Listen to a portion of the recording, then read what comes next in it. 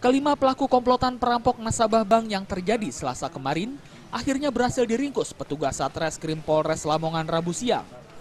Kelima pelaku tersebut yakni SR, MW, MM, MD, dan S. Kelimanya warga Palembang, Sumatera Selatan.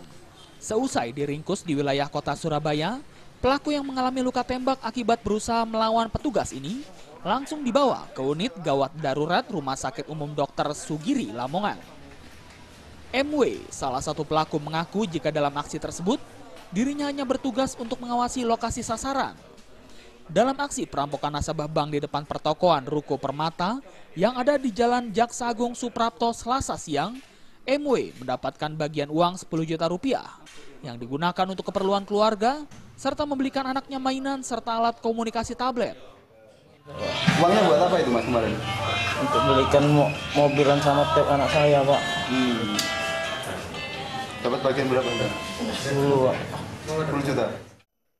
Dari 5 komplotan perampok yang diringkus petugas masih terus melakukan pengembangan guna mencari dugaan masih adanya pelaku lain jaringan antar pulau.